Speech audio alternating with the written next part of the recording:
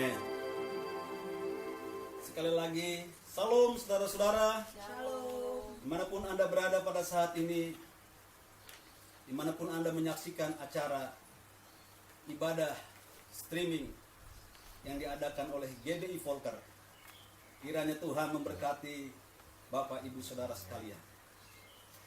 Baik, puji Tuhan, ini merupakan minggu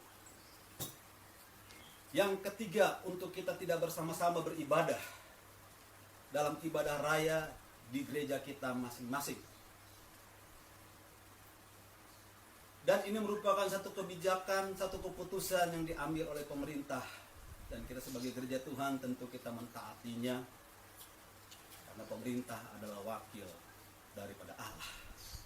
Namun demikian, dengan perkembangan teknologi saat ini, kita bersyukur teknologi bisa memfasilitasi kita lewat ibadah secara siaran langsung.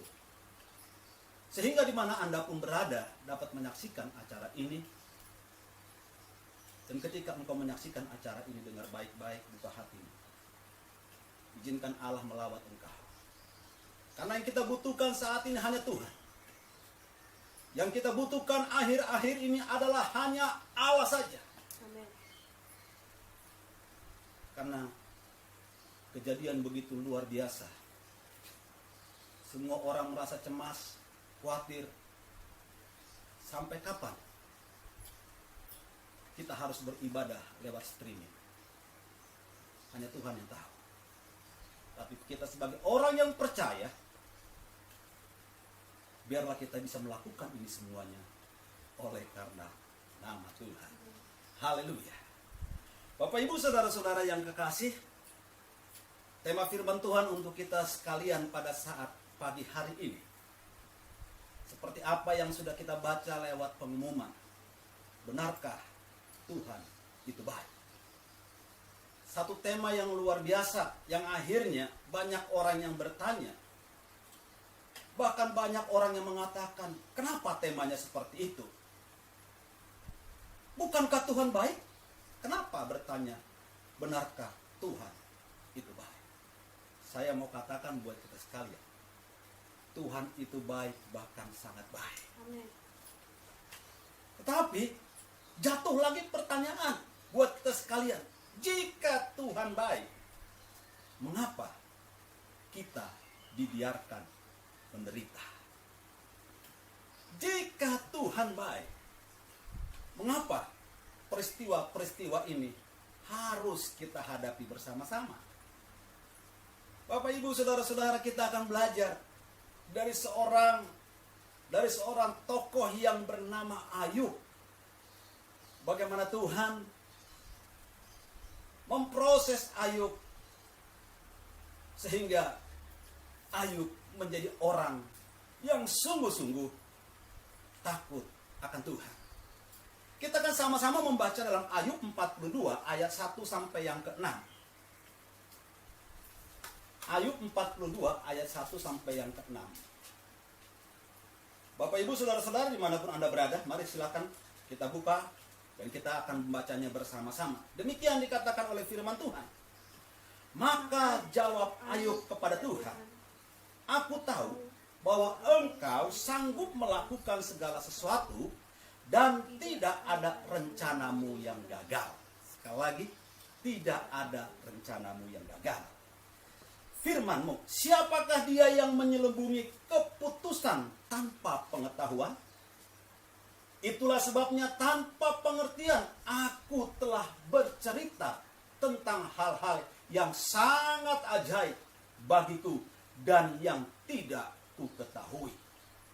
Firman-Mu, dengarlah, maka akulah yang akan berfirman. Aku akan menanyai engkau supaya engkau memberitahu aku. Hanya dari kata orang saja aku mendengar tentang engkau. Tetapi sekarang mataku sendiri memandang engkau. Oleh sebab itu, aku mencabut perkataanku. Dan dengan menyesal, aku duduk dalam debu dan abu. Puji Tuhan, yang berbahagia adalah orang yang mau mendengar serta melakukan firman-Nya sampai Tuhan memanggil kelak. Bapak Ibu saudara-saudara yang kekasih, keberadaan penderitaan dalam dunia ini merupakan sebuah persoalan yang tidak mudah dijelaskan. Kejadian-kejadian, peristiwa-peristiwa yang kita alami, sebuah persoalan yang sangat sulit untuk dijelaskan. Saudara, jika Allah baik, jika Allah berkuasa, mengapa Dia membiarkan penderitaan ada dalam dunia ini? Wow, maunya kita itu hidup senang-senang saja. Mana ada orang yang mau menderita? Orang hanya ingin kesenangannya saja. Tetapi ketika ia menderita, banyak orang yang dipersalahkan.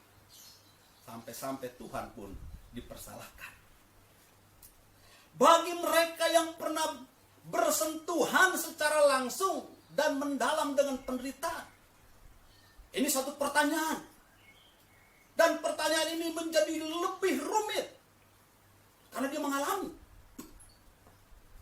Saat ini kita mengalami semua, tidak ada seorang pun yang tidak mengalami. Baik itu orang miskin, orang kaya, semuanya mengalami. Dan saat ini, apapun agamanya, apapun kepercayaannya, saat ini kita sama-sama berdoa semua lewat streaming. Luar biasa, saudara kasih. Jadi tidak memandang agama, tidak memandang kepercayaan, semua kita berdoa datang kepada Tuhan lewat streaming. Rasa sakit yang ada terlihat begitu nyata, seringkali saudara yang kasih, ini menjadi beban buat kita sekalian. Sukar diungkapkan dengan kata-kata. Persoalan yang datang menimpa kita, sakit penyakit yang datang menimpa kita, sukar untuk diungkapkan dengan kata-kata. Persoalan ini tidak menjadi mudah bagi orang Kristen. Kita bergumul dengan pertanyaan yang sama. Lebih dari itu, kita juga memiliki persoalan versi kita masing-masing. Di samping persoalan yang kita hadapi bersama-sama, yaitu virus yang melanda bangsa kita, yang melanda negara kita, kita pun punya persoalan yang berbeda-beda. Lalu persoalan itu begitu rumit, persoalan itu begitu sulit kita hadapi. Maka ada satu pertanyaan, jika Tuhan baik, mengapa orang benar menderita? Mengapa orang benar mengalami persoalan serumit itu? Bapak, Ibu, saudara-saudara, firman Tuhan hari ini menyediakan sebagian jawaban untuk kita sekalian. Firman Tuhan akan memberikan jawaban kepada kita yang membuat iman kita, pondasi kepercayaan kita akan kokoh dan untuk berdiri teguh, berdiri kokoh, berdiri teguh di tengah-tengah kehidupan yang tidak pernah lepas dari penderitaan. Siapapun kita, siapapun saudara, kita tidak pernah lepas dari penderitaan. Tetapi kita akan belajar dari seorang Ayub yang bisa mengatasi penderitaannya, yang akhirnya dia keluar sebagai pemenang, bahkan lebih dari kepada pemenang. Dalam kaitan dengan persoalan ini, tidak salah apabila kita, sekali lagi, tidak salah apabila kita mau belajar dari Ayub yang dikenal sebagai salah satu orang yang paling saleh. Alkitab mencatat, dia adalah orang yang saleh. Dia adalah orang yang tidak melakukan kesalahan. Di dalam Yeskiel 14 ayat 14,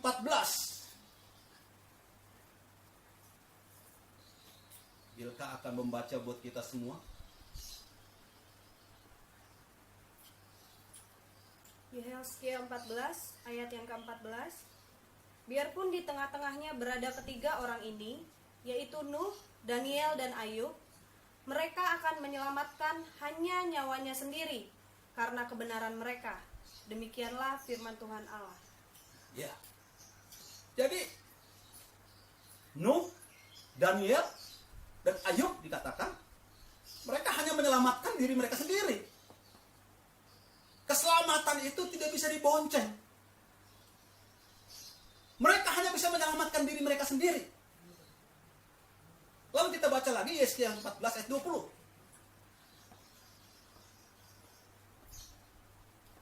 Yesaya 14 ayat yang ke-20.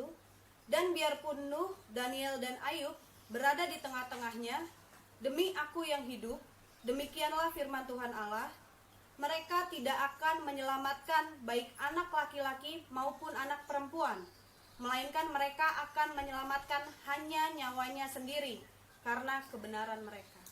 Mereka hanya menyelamatkan nyawanya sendiri oleh karena kebenaran yang mereka kerjakan. Jadi anaknya pun, istrinya pun tidak bisa diselamatkan oleh mereka. Ini yang Alkitab catat. Ini yang Alkitab tulis untuk kita pahami bersama. Bahwa keselamatan itu tidak dapat dititipkan kepada seseorang. Tetapi keselamatan itu adalah urusan kita dengan Tuhan. Nah, secara khusus dia adalah tokoh Alkitab yang seringkali dihubungkan dengan ketabahan. Ayub selalu dihubungkan dengan ketabahan di dalam menghadapi penderitaan. Sekali lagi, Ayub adalah orang saleh. Tetapi dia dalam menghadapi penderitaan, dia menghadapi persoalan, dikatakan dia selalu dihubungkan dengan ketabahan. Saya baca dalam Yakobus 5 ayat yang ke-11.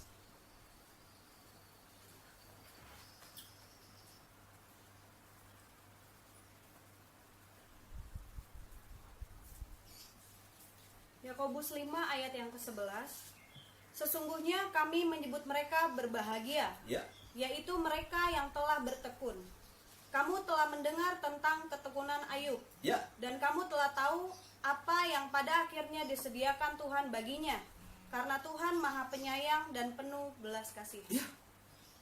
Jadi Bapak Ibu saudara-saudara yang kasih, apa yang sudah Tuhan kerjakan atas diri seseorang yang bernama Ayub, itu semua oleh karena kesabarannya, oleh karena ketekunannya di dalam menghadapi penderitaan, di dalam menghadapi persoalan, di dalam menghadapi pergumulan.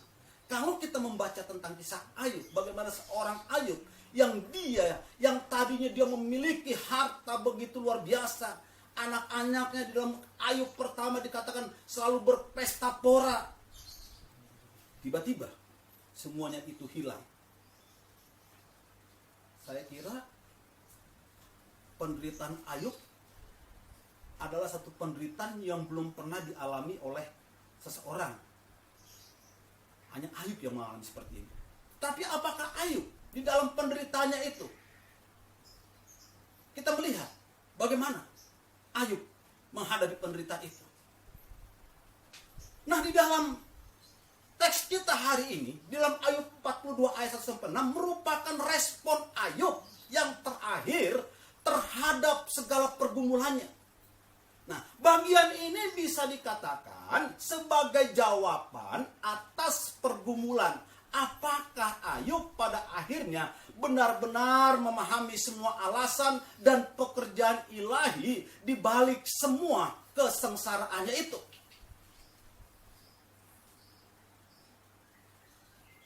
Jadi kita melihat bahwa Ayub 42 ayat 1-6 itu merupakan respon Ayub yang terakhir terhadap segala pergumulannya. Di dalam Ayub 42 ayat yang ketiga dikatakan seperti ini. Firman-Mu, siapakah dia yang menyelubungi keputusan tanpa pengetahuan? Itulah sebabnya tanpa pengertian aku telah bercerita tentang hal-hal yang sangat ajaib bagiku dan yang tidak aku ketahui. Yang menarik adalah posisi teks ini yang diletakkan sebelum pemulihan. Nih, ya, dengar baik-baik. Sebelum pemulihan, di mana? ayat berapa Ayub dipulihkan? Ayub itu dipulihkan di dalam Ayub 42 ayat 10 sampai yang ke-15. Coba Milka baca. Ayub 42 pasal 10 sampai 15. Lalu Tuhan memulihkan keadaan Ayub setelah ia meminta doa untuk sahabat-sahabatnya, dan Tuhan memberikan kepada Ayub 2 kali lipat dari segala kepunyaannya dahulu. Kemudian datanglah kepadanya semua saudaranya laki-laki dan perempuan, dan semua kenalannya yang lama, dan makan bersama-sama dengan dia di rumahnya. Mereka menyatakan turut berduka cita dan menghibur dia oleh karena segala malapetaka yang telah ditimpakan Tuhan kepadanya. Dan mereka masing-masing memberi dia uang, 1 kesita dan sebuah cincin emas. Tuhan memberkati Ayub dalam hidupnya yang selanjutnya, lebih daripada dalam hidupnya yang dahulu. Ia mendapat 14.000 ekor kambing domba dan 6.000 unta, 1.000 pasang lembu dan 1.000 ekor keledai betina. Ia juga mendapat 7 orang anak laki-laki dan 3 orang anak perempuan. Dan anak perempuan yang pertama diberi nama Yemima, yang kedua Kezia, dan yang ketiga Karen Hapuk. Di seluruh negeri tidak terdapat perempuan yang secantik anak-anak Yakub, dan mereka diberi ayahnya milik pusaka di tengah-tengah saudara-saudaranya laki-laki. Sesudah itu Ayub masih hidup 140 tahun lamanya. Ia melihat anak-anaknya dan cucu-cucunya sampai keturunan yang keempat. Ya, sekali lagi saya katakan, yang menarik adalah posisi teks daripada Ayub 42 ayat 1 sampai yang 6 itu diletakkan sebelum pemulihan Ayub. Ya, sebelum pemulihan. Nah, hal ini menyiratkan, dengar baik-baik. Hal ini menyiratkan bahwa pemulihan ini bukanlah jawaban atas pergumulan Ayub. Ternyata dia sudah menang sebelum dipulihkan. Pemulihan ini sebaiknya dipahami sebagai konsekuensi dari kemenangan. Jadi poin ini penting buat kita sekalian untuk ditekankan, karena banyak orang Kristen menganggap bahwa jawaban atas semua persoalan adalah perubahan keadaan. Ini Ayub belum dirubah keadaannya.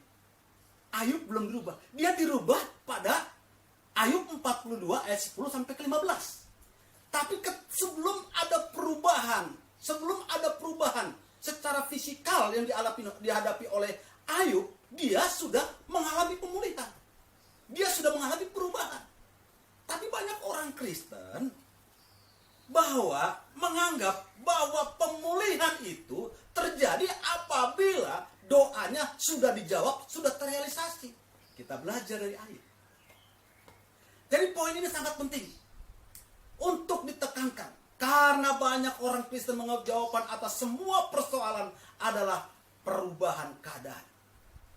Sakit disembuhkan, kekurangan dicukupi, berada dalam bahaya dilepaskan, dan sebagainya dan sebagainya. Itulah pandangan kita. Itulah pandangan orang Kristen. Tapi tidak demikian dengan Ayub.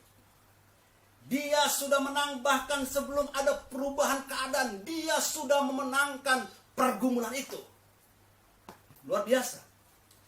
Solusi sejati seringkali bukanlah perubahan keadaan, melainkan perubahan diri kita sendiri. Jadi Bapak Ibu Saudara-saudara yang kasih, nanti kita akan lihat bahwa ternyata solusi perubahan itu terjadi atas dirinya sendiri. Atas diri Ayub. Bagaimana mungkin kita akan melihat realisasi Tuhan bekerja sementara kita sendiri tidak berubah? Ayub berubah. Pengenalan kita terhadap Allah harus kita perdalam. Persandaran kita kepada Tuhan harus kita kokohkan. Yang akhirnya kita akan memiliki karakter semakin serupa dengan Allah. Itulah yang terjadi dalam kasus Ayub. Itu yang terjadi.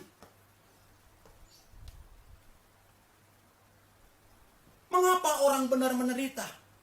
Ada beberapa jawaban yang disediakan lewat peristiwa Ayub yang akan kita pelajari pada saat pagi hari ini. Supaya kita semakin mengenal Allah dan diri kita sendiri. Jadi mengapa orang benar menderita? Supaya kita semakin mengenal Allah dan kita mengenal diri kita sendiri. Sekarang marilah kita melihat satu persatu dari jawaban apa yang sudah dialami oleh Ayub. Yang pertama, mengapa orang menderita? Apakah Tuhan itu baik? Yang pertama, supaya kita mengenal kedaulatan Allah. Ayat 2. Ayub 42 ayat 2 dikatakan begini. Aku tahu bahwa engkau sanggup melakukan segala sesuatu dan tidak ada rencanamu yang gagal. Pengakuan Ayub ini diungkapkan sebelum keadaan dipulihkan. Bayangkan, sebelum dipulihkan, Ayub sudah berkata, aku tahu bahwa engkau sanggup melakukan segala sesuatu dan tidak ada rencanamu yang gagal. Sanggupkah kita di tengah-tengah persoalan pergumulan mampu berkata-kata seperti apa yang diungkapkan oleh Ayub? Inilah yang harus kita pelajari. Hal ini berarti bahwa apa yang dimaksud dengan rencana Allah tidak mencakup pemulihan keadaannya. Ya. Tidak mencakup pemulihan keadaannya. Jadi waktu peristiwa, waktu pergumulan, waktu masalah terjadi atas diri Ayub, Ayub sudah berkata segala sesuatu tidak ada rencanamu yang gagal. Itu sebabnya saya katakan hal ini berarti bahwa apa yang dimaksud dengan rencana Allah tidak mencakup pemulihan keadaannya. Ini adalah pengakuan yang muncul sebagai respon terhadap perkataan Tuhan yang ada di dalam pasal 38 sampai 41. Di sana Tuhan berbicara kepada Ayub.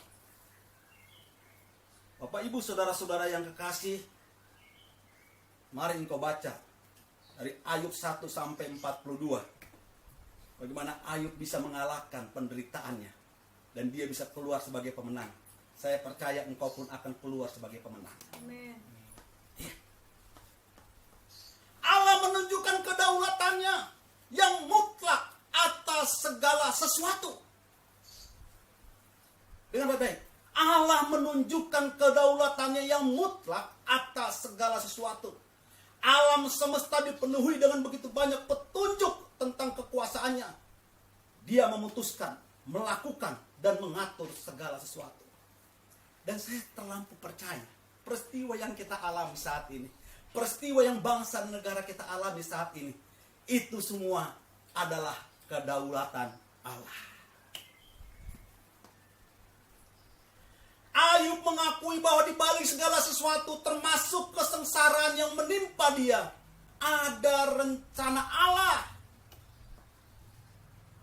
Bapak Ibu saudara-saudara, bukankah kita ibadah lewat streaming ini ada rencana Allah? Supaya semua keluarga duduk bersama-sama untuk beribadah, mendengarkan firman Tuhan. Itu rencana Tuhan. Karena kita tidak tahu di mana minggu-minggu belakangan kemarin, di mana suami kita, di mana istri kita, di mana anak-anak kita. Tapi saat ini, ketika pemerintah memutuskan untuk beribadah di rumah masing-masing, kita ada di bawah kendali Tuhan. Jadi Ayub mengakui di balik segala sesuatu, termasuk kesengsaraan yang menimpa dia, itu semua adalah rencana Allah. Rencana Allah yang bersifat pasti. Sekali lagi, rencana Allah yang bersifat pasti. Allah sanggup melakukan segala sesuatu, dia sanggup menuntaskan rencana tersebut. Bukan hanya itu, rencana bersifat pasti karena tidak bisa digagalkan oleh siapapun. Kalau Tuhan punya rencana, tidak ada seorang pun yang bisa menggagalkannya. Tidak ada seorang pun yang bisa menggagalkannya. Bayangkan saudara yang kasih, saat ini Walaupun dia orang kaya, ketika dia mati saat ini, semua kekayaan tidak berharga. Tidak berarti. Kita dikagetkan. Dan kita melihat, kita menonton. Jenazahnya pun banyak yang menolak. Ini kejadian. Sangat mengerikan, saudara yang kasih. Tapi dengar baik-baik, Allah sanggup melakukan segala sesuatu. Dia sanggup menuntaskan rencana tersebut. Bukan hanya itu, rencana itu juga bersifat pasti karena tidak bisa digagalkan oleh siapapun. Sesuai di dalam teks bahasa Ibrani, digagalkan itu adalah farsa, yang artinya adalah yang dapat digagalkan. Tapi tidak, kalau rencana Tuhan tidak dapat digagalkan. Farsa itu yang dapat digagalkan. Tapi jika kehendak Tuhan tidak dapat digagalkan. Bapak Ibu Saudara yang kasih, jika Ayub memandang segala sesuatu yang menimpa dia sebagai rencana Allah, maka semua peristiwa di dalam pasal 1 sampai yang kedua itu juga termasuk di dalamnya. Itu juga termasuk dalam rencana Allah. Ini berarti bahwa tindakan iblis tidak berada di luar rencana Allah. Karena kan berkomunikasi. Dia berjumpa. Apakah engkau melihat hambaku Ayub yang salah itu? Kan dia berjumpa. Artinya apa? Tindakan iblis tidak berada di luar rencana Allah. Semua di bawah kendali Allah. Itu ada dalam Ayub 1 ayat 6 sampai yang ke-12 dan Ayub 2 ayat 1 sampai yang ke-6. Kalau saudara baca di sana. Semua ada dalam kendali Allah. Ketika Allah membiarkan iblis melakukan keinginan yang jahat, membiarkan itu merupakan bagian daripada rencana Allah. Ini bukan sekedar pembiaran pasif, tapi ini pembiaran yang berdaulat. Pembiaran yang berdaulat di bawah kendali Allah. Saudara baca konteks di sana.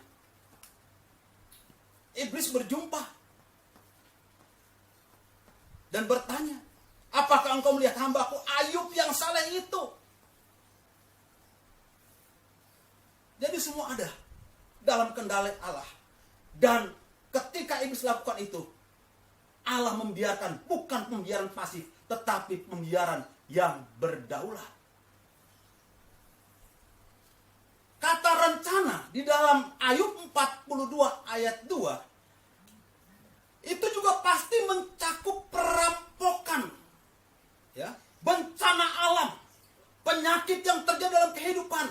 Oh, itu luar biasa. Itu semua dalam kendali Allah yang dialami oleh Ayub. Apa yang terlihat sebagai musibah itu tetap ada di bawah kendali Allah. Apa yang dipandang sebagai kebetulan alam yang bencana alam dikatakan itu semua adalah dalam kendali Allah.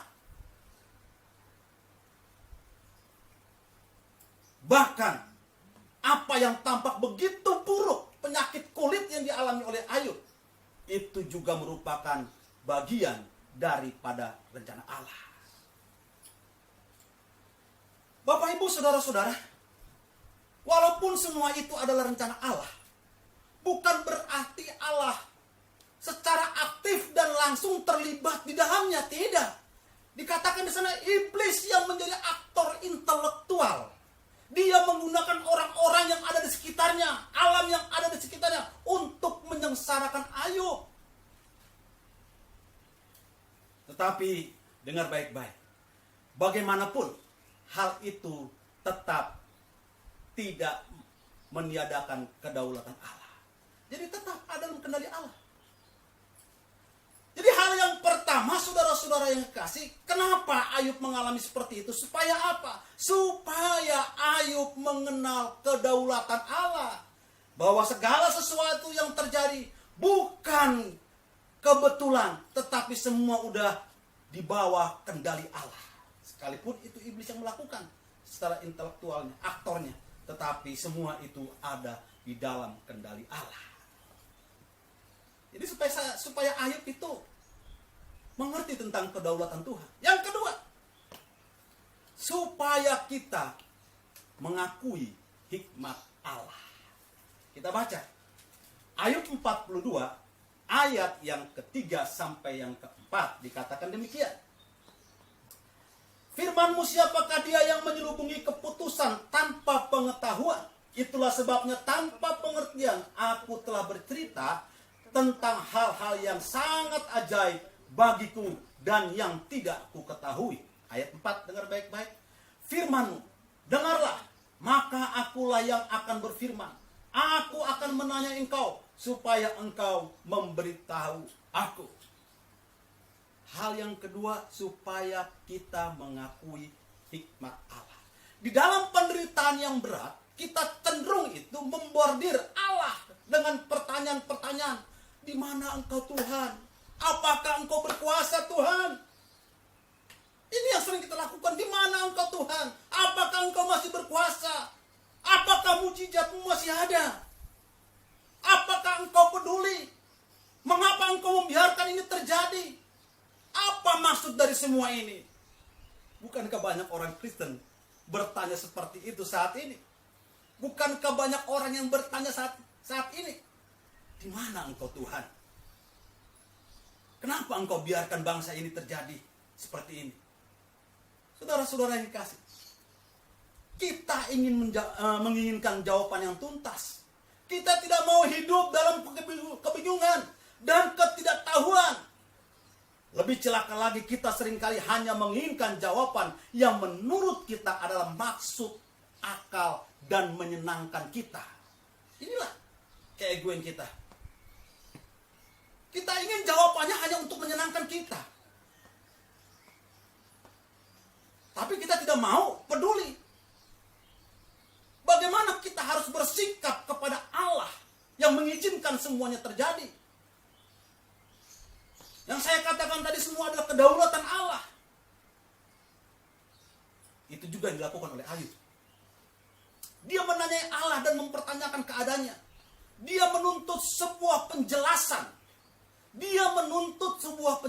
Menariknya, Allah tidak memberi jawaban langsung atas semua pertanyaan itu. Dia justru bertanya dengan pertanyaan. Ayat yang ketiga dikatakan,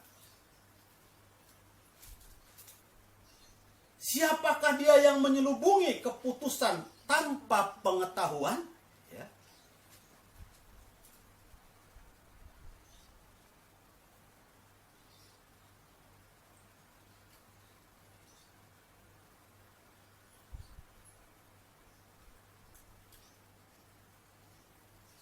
Siapakah dia yang menyelubungi keputusan tanpa pengetahuan?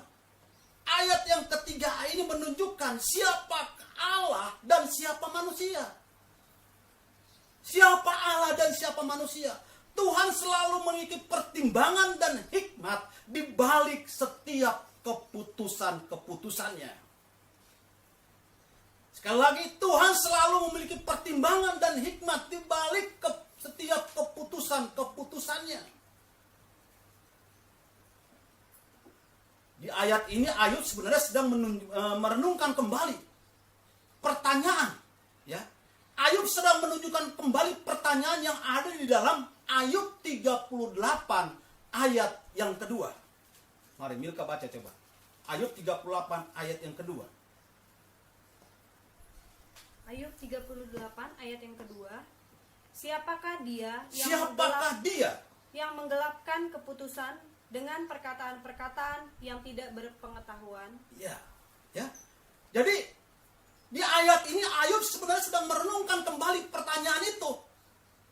Di sana Allah menanya dia. Pertanyaan ini lantas diikuti oleh begitu banyak pertanyaan secara retoris yang menunjukkan bahwa Allah mengatur segala sesuatu di dunia ini dengan hikmat Allah. Dengan hikmat Allah. Jadi Allah yang mengatur. Tanpa hikmat Allah, alam semesta ini tidak mungkin menjadi teratur seperti sekarang. Itu yang Allah katakan di dalam pasal 38 sampai 41.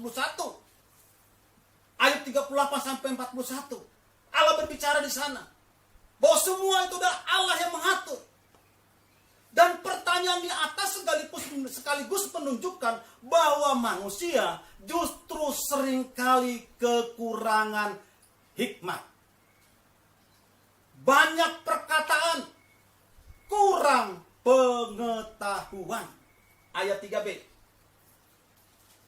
dikatakan tentang hal-hal yang sangat ajaib bagiku dan yang tidak ku ketahui. Jadi pertanyaan di atas sekaligus menunjukkan bahwa manusia seringkali kekurangan hikmat, tapi banyak perkataan kurang pengetahuan. Dengan arogan ingin mengetahui segala sesuatu padahal pengetahuannya terbatas. Inilah manusia. Pengetahuannya terbatas.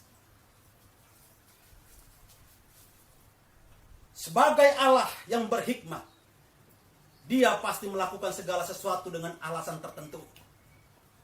Dengan pertimbangan-pertimbangan. Bahkan seandainya hal itu dibuka sekalipun manusia seringkali tetap tidak mampu untuk memahami. Ayat 3b. Hal-hal yang sangat ajaib bagiku yang tidak ku ketahui. Sekalipun dibuka, banyak manusia yang tidak mengerti. Kenapa saudara yang kasih? Karena manusia lebih cenderung, walaupun dia tidak mengetahui, tapi dia ingin supaya orang mengakui bahwa dia mengetahui.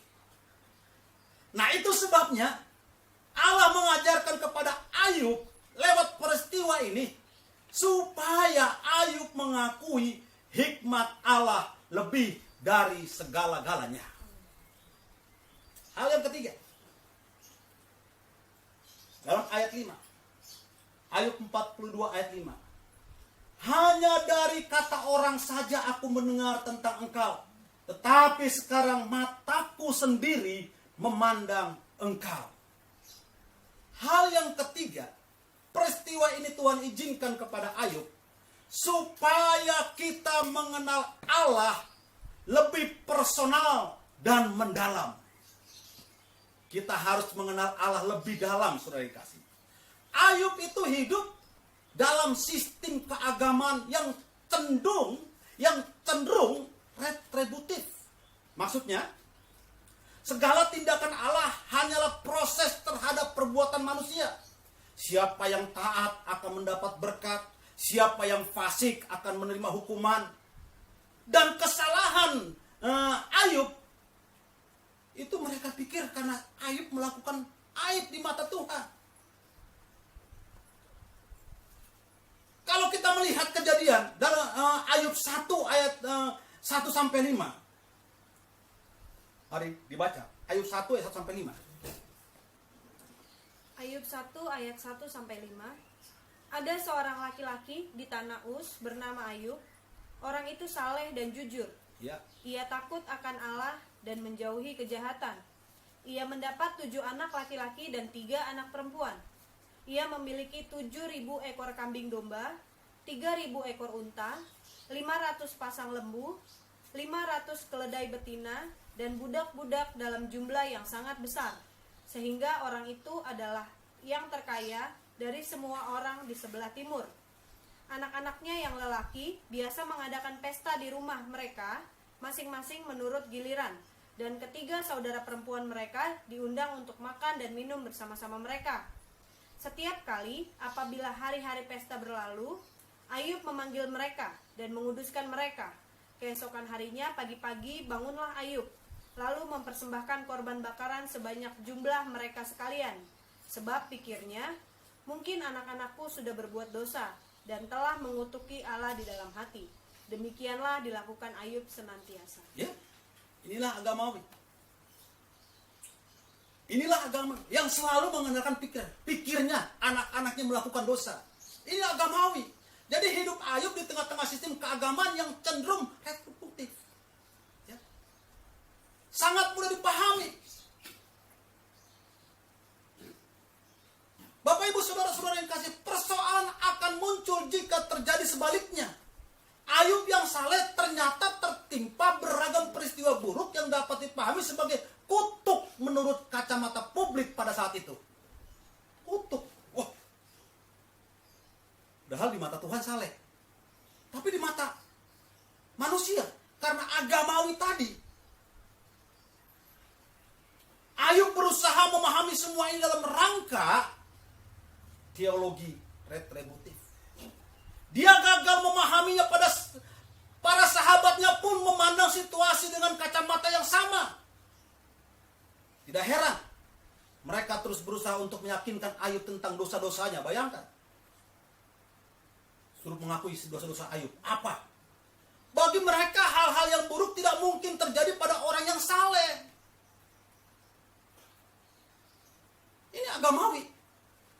Setiap penderitaan pasti disebabkan oleh dosa-dosa tertentu. Nah, saudara-saudara yang kasih, kali ini Ayub mengenal Allah dengan cara yang baru. Nih, ya, udah teman-temannya datang, wah udah akui aja dosanya. Sekarang lewat peristiwa ini Ayub punya pengalaman yang baru. Dia mengenal Allah yang baru.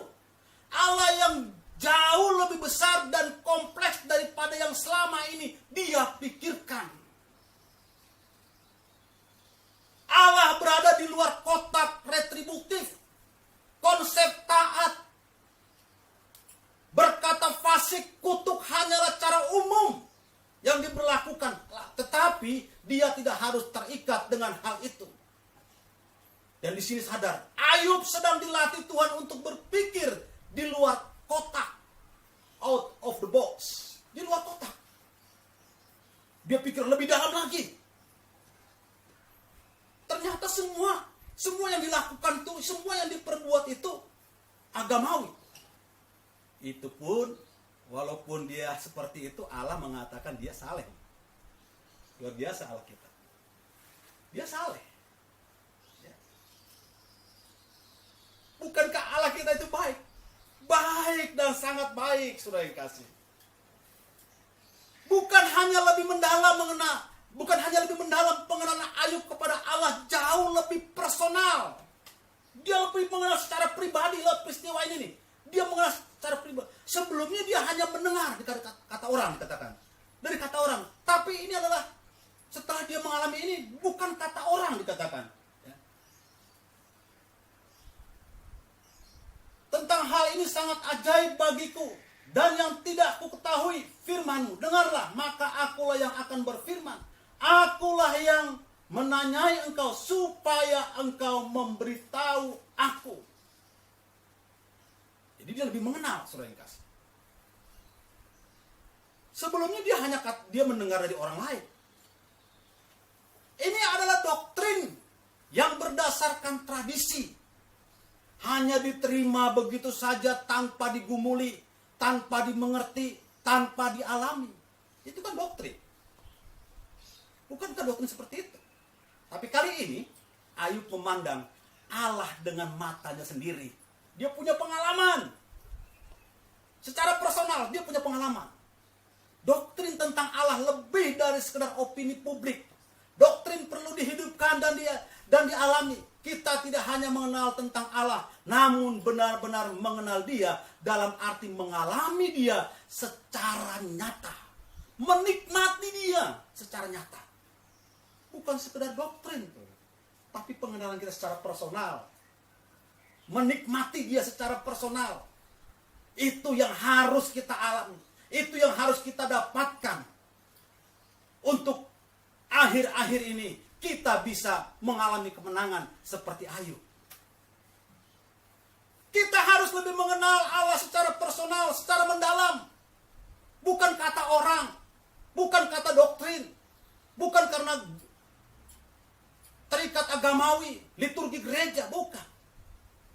Ini yang dialami oleh Ayub. Wah, dia lebih terbuka. Dia lebih terbuka.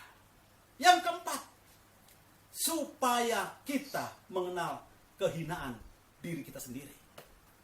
Ini loh. Ya.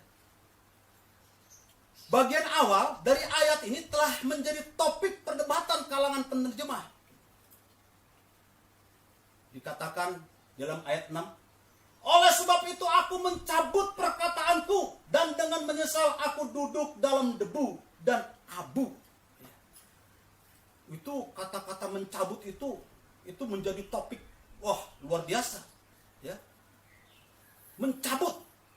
Aku mencabut perkataanku.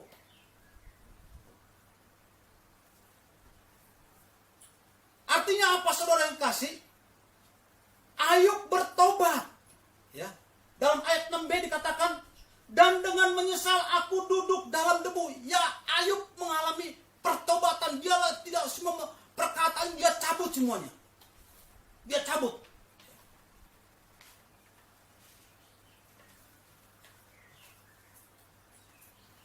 Yang akhirnya apa? Kita dapat melihat di sini. Yang salah pada Ayub adalah rasa ingin tahunya yang besar. Dengar baik-baik. Rasa ingin tahunya yang besar. Dia hendak memahami hal-hal yang melampaui pengetahuan. Dalam ayat 3 ya. Ayat 3. Sekali lagi. Siapakah dia yang menyelubungi keputusan tanpa pengetahuan? Tanpa pengetahuan.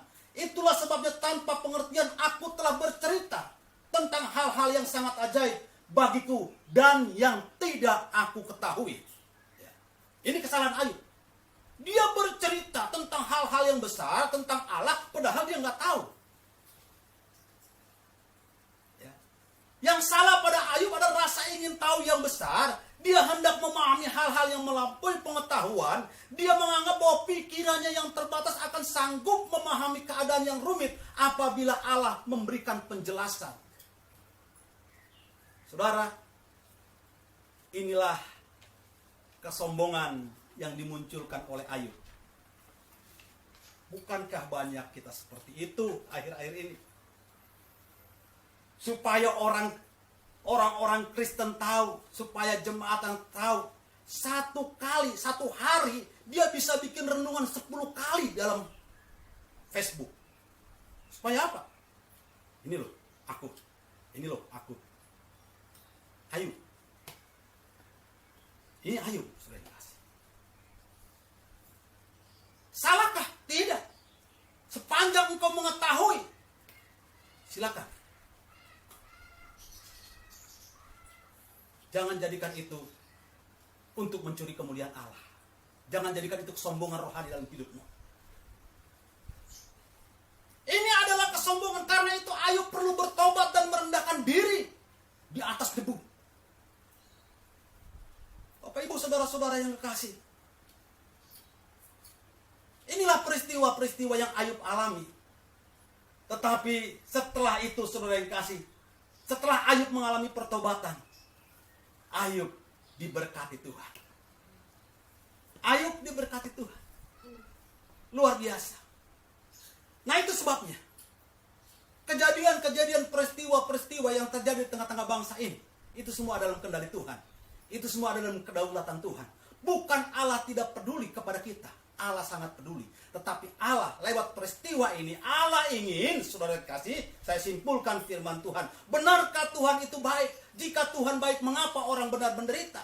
Tuhan itu baik dan sangat baik. Lewat dari apa yang Ayub alami, Allah menunjukkan, dia membuktikan pertama, segala sesuatu yang terjadi untuk kita alami, itu semua kedaulatan Tuhan. Jangan pernah engkau kecil hati. Engkau boleh takut, engkau boleh cemas, engkau boleh gentar. Tapi dengar baik-baik, semua peristiwa ini, itu semua ada dalam kendali Tuhan. Amen. Kalau kita sadar itu semua ada dalam kendali Tuhan, yuk kita datang kepada Tuhan, hampiri Tuhan, datang kepada Tuhan. Tuhan, aku mau berserah seperti Ayub, menyesallah seperti Ayub. Yang kedua, Allah ingin agar kita mengakui hikmat Allah adalah segala-galanya. Jangan kita sombong. Allah itu lebih dari segala-galanya. Kita tidak ada apa-apanya, karena kita adalah yang diciptakan oleh Allah. Dialah pencipta kita, maka dialah Allah yang melebihi segala-galanya atas hidup. Dan itu harus menjadi pengakuan dalam kehidupan kita. Yang ketiga, lewat kejadian-kejadian yang menimpa kita akhir-akhir ini, Allah ingin agar kita mengenal Allah dan mengenal kehinaan kita. Allah ingin supaya kita mengenal Allah dan mengenal kehinaan kita. Sehingga kita tahu di mana posisi kita. Kita tidak pernah akan lebih besar. Karena Dia adalah Allah segala-galanya. Tuhan memberkati. Dimanapun Anda saat ini berada, mari renungkan firman Tuhan. Haleluya.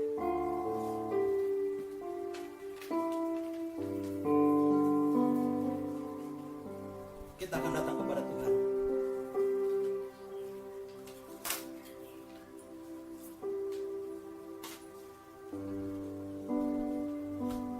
Bagi bangsa Ini aku berdiri dan membawa doa kami kepadamu.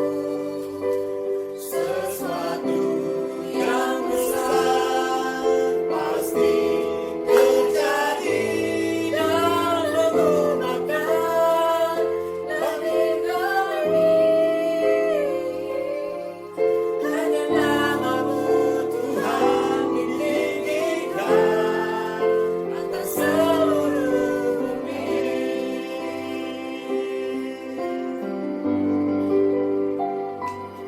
Bagi bangsa ini kami berdiri dan membawa doa kami kepadamu. Sesuatu yang besar pasti terjadi dan mengubahkan Bagi kami. hanya nama-Mu Tuhan ditinggikan atas seluruh bumi.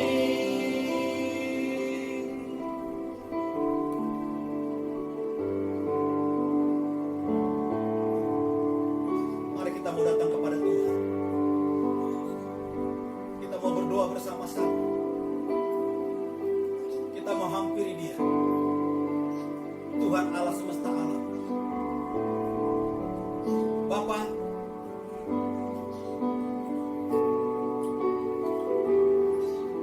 sebelum kami menutup acara ini, kami mau berdoa.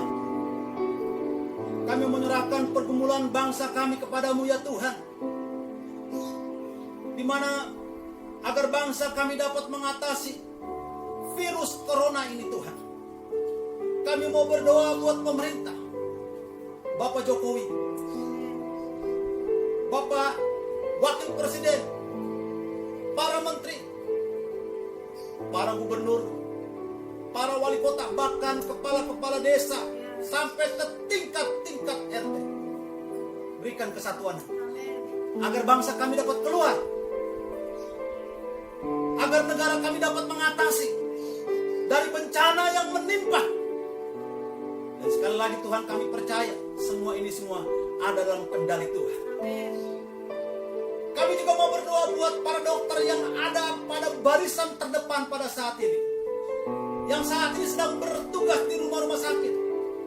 Mari Tuhan, Engkau memberkati, tutup bungkus mereka dengan kuat kuasa-Mu. Bahkan keluarga yang ditinggalkan, Tuhan, kami berdoa, kuatkan dan teguhkan mereka Bapa.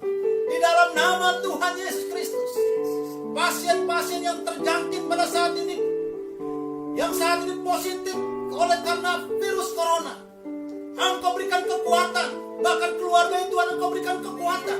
Dalam nama Tuhan Yesus, di rumah sakit manapun saat ini berada Tuhan, nyatakan kuasa-Mu. Amin. Nyatakan kuasa-Mu. Kami berdoa buat gereja-gereja-Mu dimanapun Tuhan, serta pelayan-pelayan Injil yang saat ini sedang mengadakan ibadah secara live streaming Tuhan. Mari Tuhan berkati media-media yang sedang digunakan seluruh Indonesia Bapa di surga, agar berita Injil-Mu dapat disampaikan lewat media-media ini Bapa di surga. Dalam nama Tuhan Yesus Kristus. Terima kasih Tuhan, terima kasih. Secara khusus hamba berdoa buat jemaat-Mu GBI Volker dimanapun mereka berada. Mari Tuhan, Engkau Allah yang melawat pribadi lepas pribadi, keluarga lepas keluarga. Engkau yang memberkati mereka Bapa di surga. Engkau yang meneguhkan mereka. Engkau yang menguatkan mereka Bapa di surga. Engkau yang menyatukan hati mereka untuk mereka mau datang lebih lagi kepadamu ya Tuhan. Terima Terima kasih Bapa, terima kasih Tuhan, terima kasih. Terima kasih Bapa. Tuhan, bagi anak-anak-Mu yang menderita sakit dimanapun saat ini berada, Engkau melawat mereka, Engkau sembuhkan dalam nama Tuhan Yesus Kristus. Terima kasih Bapa di surga, terima kasih. Saudara, dimanapun Anda berada saat ini, mungkin ada sakit penyakit yang Engkau alami, Engkau mengalami beban berat, pergumulan yang sangat luar biasa, Engkau sulit keluar dari pergumulan itu. Engkau merindukan kesembuhan yang sempurna. Dengar baik-baik, Tuhan sangat baik. Amin. Tuhan amat baik. Amin. Dan mujizatnya akan berlaku. Taruh tanganmu di bagian tubuhmu yang sakit, dan taruh tanganmu dalam dadamu kalau engkau punya pergumulan. Saya akan berdoa kepadamu.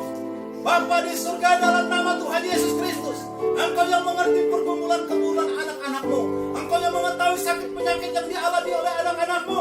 Pada saat ini Tuhan, kalau Ayub bisa Engkau jamah, Ayub bisa Engkau pulihkan, Ayub bisa Engkau sempurnakan, Engkau juga menjamah mereka di dalam nama Yesus Kristus. Nyatakan kuasa-Mu Bapa di surga, nyatakan kuasa-Mu Bapa. Terima kasih Bapa di surga, terima kasih Tuhan, terima kasih. Kami bersyukur, kami boleh mengadakan ibadah lewat streaming saat ini. Dan biarlah kiranya sekali lagi kami serahkan keputusan pemerintah selanjutnya kepadamu. Apapun yang diputuskan, kami percaya itu yang terbaik bagi kami sekalian. Dalam nama Tuhan Yesus Kristus. Haleluya.